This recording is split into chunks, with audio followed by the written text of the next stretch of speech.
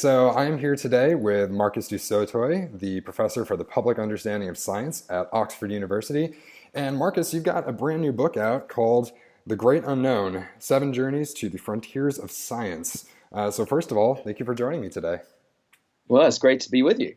Great. So Marcus, so tell me a little bit more about this book, because so often in science we focus on the things that we know and the things that we can talk about, and you want to focus on the things that we actually don't know, the things that the areas of science where we're coming up against our own ignorance. So tell me a little bit more about the idea behind this book. It was kind of inspired by this crazy title that I have. You introduced me as the professor for the public understanding of science, and it's such a grand sounding title, and everyone kind of expects that I must know the whole of science, and here I am to explain it to you all. And certainly no one scientist can know it all, but it's got me thinking about the question of whether science might at some point uh, be able to answer all the big open questions that we have about the universe. And as you say, we love talking about the things that we know. They're the stories that excite us. And I think we've been discovering so many things over the last decades. It's a real golden age of science. Mhm. And I think it's fueled this expectation that, yeah, maybe we could know it all. We're discovering new particles, gravitational waves. And so it is extraordinary. So I thought it'd be interesting to sort of come from the other end and to look at what might perhaps always be beyond the ability of science to know. I'm a mathematician, and we use our kind of logical skills quite often to be able to show that a question may not be able to be answered within a particular system.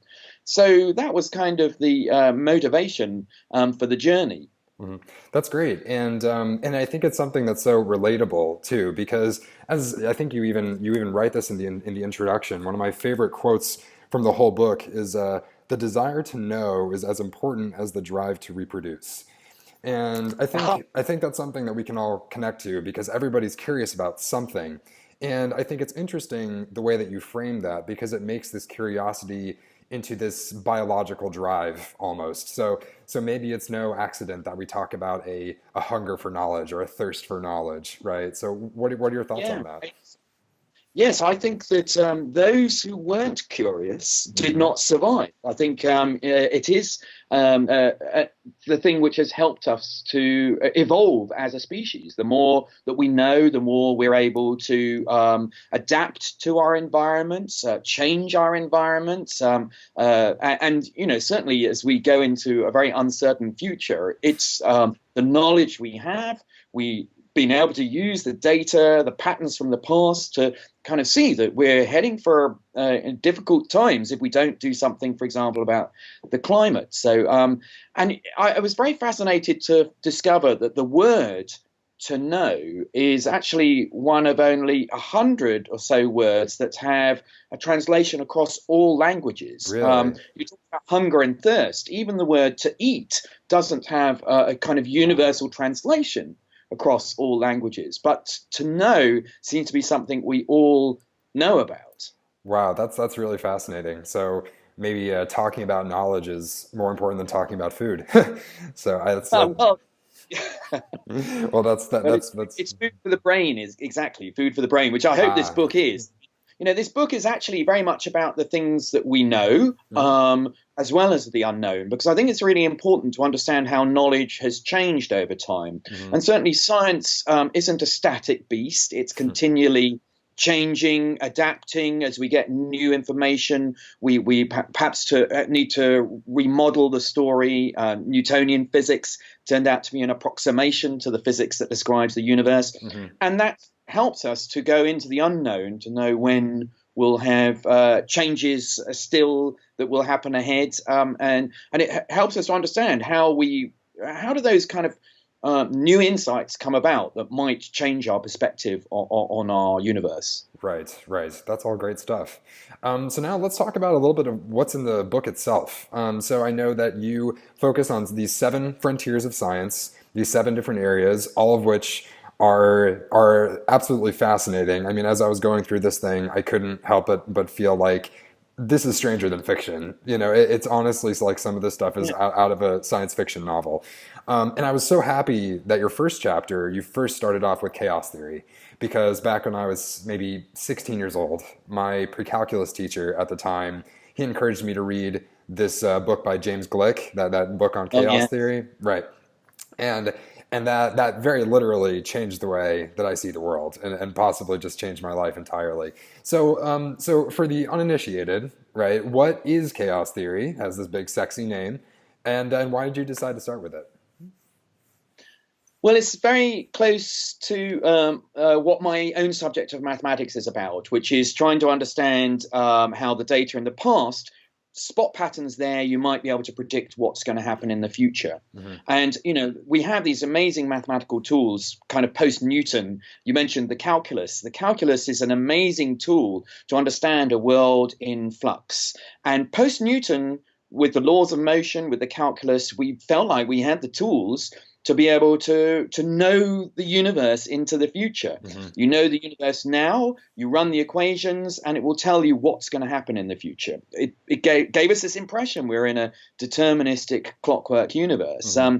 And that may well be true, although actually, the physics of the quantum world might question that. But let's suppose we are in a deterministic world. Does that mean that we can know the future? Hmm. Well, it turns out not necessarily. And this is the discovery of chaos theory, discovered beginning of the 20th century, that certainly if we have a complete description of the present, we can run the equations and get a complete description of the future. Hmm.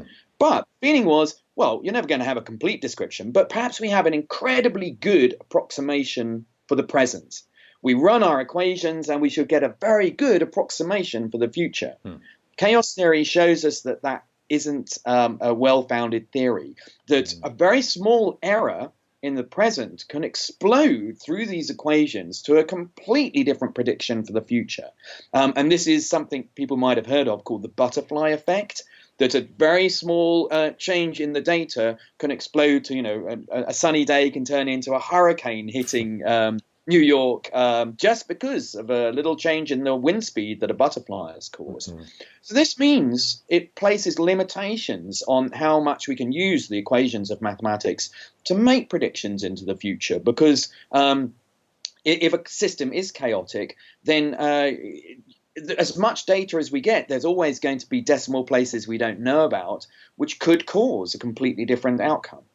But that's not to say that we can't use these equations in some circumstances, Hmm. and that's the message of that chapter is in some sense that it's important to know when you can't know. Maybe that's as important as knowing when you can know. Hmm. We've used these equations to land a spaceship on the side of a comet, so these equations can be very predictable. Yet we can also understand why the weather is so hard to predict beyond, say, 5, 6, 7 days. Hmm. Now, I can't tell you what's going to happen in New York in 15 days' time, because the equations are so sensitive to these small changes. Right. No, that's a really fascinating explanation. And that's something I think about when I think about the butterfly effect in particular, because, as you said, we use these equations to, we can put a man on the moon, we can, land spacecraft on asteroids, all these insane things. And yet we can't figure out what the weather is going to be like next week, right? Or at least not, Yeah, not. I think it's really important, though, that you have a deep understanding of this, and that's why I think this is a political chapter in Hmm. some ways, because there's a lot of questioning of the climate science that is saying that we're heading for bad times if we don't do something about it, and I've seen chaos theory used to confuse and muddy the water and Hmm. say, well, look, it's so sensitive. How can you know that it won't suddenly sort itself out in the future? And I think one has to recognize that there are things which we do know about, as you say. I think trying to use chaos theory to question climate science is a bit like saying, okay, well, I don't know when the waves are going to crash on the beach. I can't predict that. But that doesn't mean that I don't know about the tides. The Hmm. tides are very predictable, and we know when they're going to come in and out, although the kind of small scale structure of waves are inherently chaotic. Right. So I think it's a real political angle, Hmm. that chapter, which is very relevant to our current climate. Unfortunately, yes, it definitely Yeah. seems that way. Well, thank you for the clarification. And so that's your chaos theory frontier. You also dive into relativity a lot, and this chapter in particular, when I say these things are stranger than fiction, in particular, I was thinking about the relativity. So for those who may not, who are, again, the uninitiated, so to speak, you go into Einstein's special and general theories of relativity. And contrary to one of our most basic assumptions about the universe, what is just our daily, everyday experience, it seems that time is actually this very slippery, flexible type of concept. So can you tell us a little bit more about that? Yes, I mean, quite a challenge. This book covers a lot of big ideas, It quantum does. physics, relativity, and I tried to do it in a way, I was kind of learning these as I was going along as well. So Hmm. I hope I take the reader in a sympathetic way on this kind of You journey do. Don't because, worry. I can confirm you do. right, because they are incredibly spacey ideas. And Hmm. that's why I think this book works, as you say, not only as a document of science, but also as a kind of great story. So I hope people who may not necessarily be naturally scientific at heart, but love stories will enjoy this because, the story of relativity is absolutely staggering. I think, going back to Newton again, Newton thought that somehow space and time were absolutes, that if you Hmm. set clocks going across the universe, that they would just keep in sync. Hmm. He had no idea that time was as flexible as we've now discovered. And this was Einstein's thought experiments, which revealed that actually time can go at different rates according to how you're moving with respect to other things keeping time. My favorite kind of example is the twins paradox. It's not Hmm. actually a paradox. It's a story about two twins. I like it because I have two twin daughters who Oh, are you do? up at the house at the moment. But suppose so they're called Magali and Ina. And so if I sent Ina out on a spaceship, so this spaceship accelerates away from Earth. Goes off for 10 years, decelerates, accelerates back again, comes back to Earth. Her clock will be going slower due to this acceleration and deceleration. So much so that her body is actually aging at a slower rate. So Wow. when she returns, although her clock says, well, I've only seen 10 years go by, the clock on the Earth, which hasn't been doing this acceleration, has been going faster. And the twin daughter Magali will have aged 80 years, Wow. which is extraordinary. And you might have seen Interstellar. Yep. Interstellar is a wonderful film, which really chews on this idea because they go acceleration. Einstein showed is equivalent to gravity. So Hmm. if you go near a very high gravitational force, like a black hole or a very dense planet, it means that your clock is going to slow down whilst other clocks will keep on running. Hmm. And so they talk about the expense of going near a very massive object because they are going to be spending time in a way. Their relatives back home will be aging, Hmm. and they're worried about that. It's really fascinating use of the concept of the flexibility of time and its kind of cost Hmm. if you're doing space travel. And Right. actually, another very serious example is the GPS. Hmm. So anyone who uses a GPS is using this kind of flexible time, having to take it into account, Really? because the atomic clocks on satellites. The times are going at different rates because they have a less gravity than we do on Earth. Hmm. And if we didn't take into account Einstein's discovery of the different rates that time can flow according to where you are in gravitational terms, your GPS wouldn't work. Wow. Wow. I mean, yeah, I mean, I think that's such an interesting example because so often with these big spacey concepts, as you call them, they can seem like these interesting but very abstract things. And so to be able to tie it into something that's concrete and practical like that is incredibly helpful. So thank you for bringing that up. Now, I also wanted to ask a question about your chapter on consciousness. Now, Right. this Another biggie.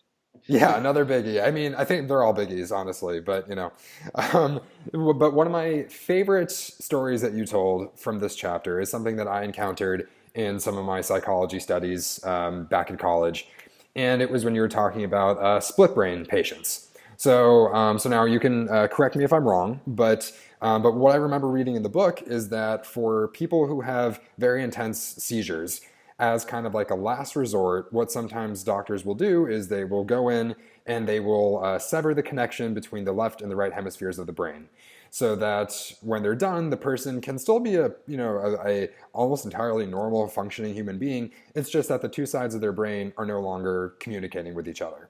And as you chronicle in the book, what this leads to is different parts of the body being controlled by completely separate entities. And there's actually some evidence to suggest that maybe there's now two different consciousnesses living inside this person's brain, inside this person's, head rather. So yeah, can you clarify that a little bit? Yes, well, you've told the story very well, which is, means I've told it okay in the You book that did. you You got did a it. So, great job. but absolutely, I mean, if the consciousness we certainly believe is a property of the way the brain is networked, and so the question is, people will. At the beginning, we're trying to look for a thing. Is consciousness somewhere in the brain? In the same way that we know our language centers are located in two different places, one to articulate language, one to understand language. So the thought was maybe consciousness is somewhere in the brain. But now we're beginning to believe that it's more a property of the way the brain is networked together. Hmm. And that means, therefore, if you cut the brain in two, so you've got two independent networks, does that raise the question: are there two consciousnesses now inside the body? And certainly, amazing experiments have been done on these patients who've had this surgery done. So that we've seen evidence of one patient. So the left hand side of the brain controls the right hand side of the body. Okay. Now the left hand side of the brain is where the language center is. So this, if there are two consciousnesses, this is the consciousness that can express itself through language. The right side of the brain doesn't have access to language, and so this one is very frustrated.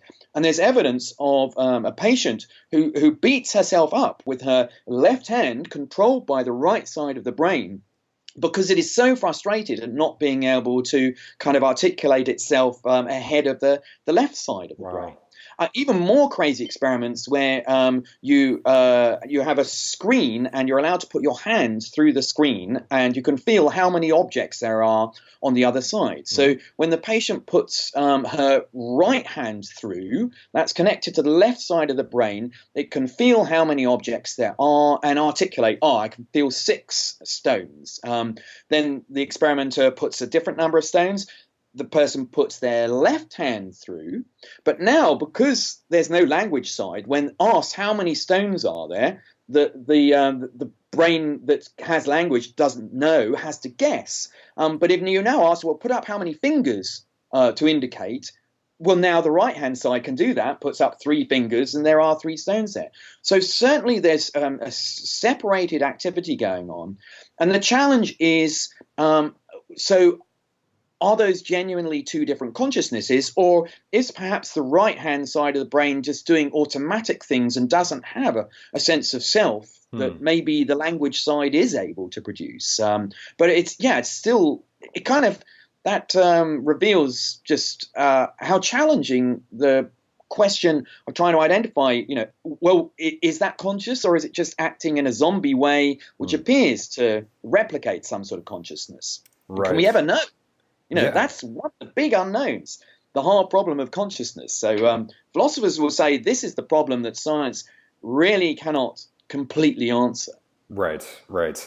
No, thank you for sharing that, because that's just that's really incredible stuff. Yeah. So I just had 2 more questions for you. And the first one, reading this book at one point, you talk about how when you're trying to explain an event like a tea kettle boiling, you can either say, oh, well, it's boiling because of all these molecules bouncing around and and the heat and blah blah blah, or you can say, well, it's boiling because I wanted a cup of tea. So it's these two, like, kind of complementary ways of explaining the world around us. And that reminded me of a poem by Walt Whitman called "When I Heard the Learned Astronomer." Are you familiar with this at all? No, no, do recite Well, it I'll for tell you, me. it's very I short. feel It's only 7 lines. So okay. if you'll bear with me, I think Yeah. it's very relevant here, and I'd like to get your thoughts on it. I do have my trusty Whitman volume right here. So he says, "When I heard the learned astronomer, when the proofs, the figures were ranged in columns before me, when I was shown the charts and diagrams to add, divide, and measure them, when I, sitting, heard the astronomer where he lectured with much applause in the lecture room, how soon unaccountable I became tired and sick, till rising and gliding out, I wandered off by myself in the mystical moist night air, and from time to time looked up in perfect silence at the stars." So I think that creates this interesting dialogue between sort of this mathematical understanding of the universe and this more experiential one, maybe. So to you, how do these two things fit together, and when is the best time to go with each one? I think you picked up a really important theme which comes out in the book, which is you know, even if you believe in a kind of reductionist view of the universe, that everything can come down to, you know, numbers and maths and, quantum wave function or something, maybe that's not always the best language to navigate the challenge that you've got. I mean, I think, if you try and to understand birds migrating, a flock of birds migrating, and what that, quantum physics isn't the right language for that. Hmm. Although ultimately, maybe you can reduce it all. The predictions of a quantum wave function, but it's not the right language. So I think what you've illustrated is that there's a kind of hierarchy of language that we built up through the sciences and really beyond. You have to perhaps choose the right language. I think this is why, for example, biologists and mathematicians have often found it quite hard to talk to each other, because they have to deal in very different kind of systems and languages, and to be able to translate from one to the other. I'm a mathematician. I deal in very precise, exact, and logical consequences. And a biologist, that's not often. It's a much more fluid thing. Hmm. The other intriguing thing that comes out of this is a growing concept across the sciences of something called emergence. Hmm. So when do you actually get something genuinely new, when you sort of put stuff together, which perhaps can't be reduced in a reductionist way? And for example, consciousness, it may be one of those that Hmm. you put a load of atoms together, and suddenly this thing has a sense of self. Hmm. They often talk about consciousness being a little bit like wetness. Hmm. A molecule of H2O isn't really wet. It's only when you put lots together Hmm. that you get a concept of being wet. So I think this kind of layering and the fact that new things might appear is something we're really wrestling with. Is that genuinely something new, or can it be? Is it more than the sum of its parts, Hmm. or can it still be explained by the way the parts are put together? Right, right. No, I mean, again, very illuminating, and this whole idea of emergence is another one that's very fascinating when you look at consciousness, or a variety of other topics. So, Yes, time. Well, time as well is oh, something that we now believe might be an emergent phenomena and not something fundamental, which is really, that's quite a modern new idea for the physics of time. That absolutely. actually it isn't kind of real at all. That But would be something. we're coming to the end of our interview, so there's some sort of reality to time. But Right, right. It's some sort of experiential reality, at least. So I have, speaking of the end of the interview, I think I have one last question for you. Um, I'm a big fan of this Buddhist philosopher named Alan Watts. Are you familiar with him at all? no, I mean, He's, I've just spent some time in Bhutan, so immersed in Buddhist culture, and I oh had a very wow. fascinating discussion with a Buddhist teacher there about kind of Buddhist astrology, and realizing there's lots of connections with the world of mathematics. So I'm Wow. intrigued Well, what your kind of interaction has been. yeah, well, maybe a subject for a next book, perhaps, on your Okay. end. But yeah, in particular, I wanted to mention he has this idea. He talks about this concept of yugen, and for him, what yugen is, it's this kind of relishing of the unknown. It's kind of an experiencing of something that you almost can grasp. It's right there. You can almost understand it, but at the end, but it's always just going to be just past what you can fully grasp, what you can fully understand. And throughout this book, you talk about, as a mathematician, as someone who's very interested in science, you have this desire to almost know it all if you can. And so, as our final question, this is a book about unknowns. When Alan Watts talks about this idea of yugen, is there a place for that in your worldview, or would you just know it all if you could? No, totally, there is a place. And in fact, this is the lifeblood of being a scientist. What gets me up in the morning to come to my desk and wrestle with the problems is the fact that I don't know what the answer is. And that's what excites me. So the unknown, we have a very kind of strange relationship with the unknown.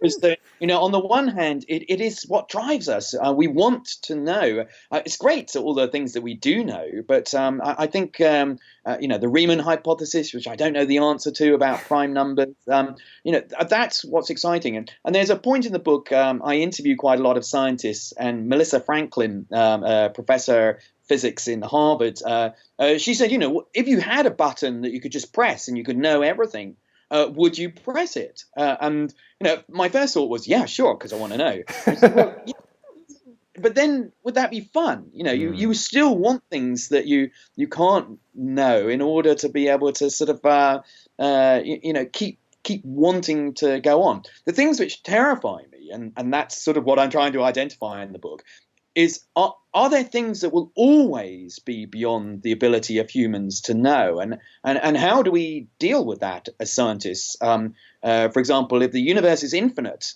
how could we ever know that? Because there's a kind of finite bubble beyond which we cannot receive any information, and that may be something that we'll never be able to know. And uh, I love going into the unknown, but knowing that I'm never going to reach the destination, that's a little bit more frightening. Hmm. Interesting. Okay. Well, that sounds like a great note to end on. So Marcus, thank you so much for joining me today. It was a pleasure.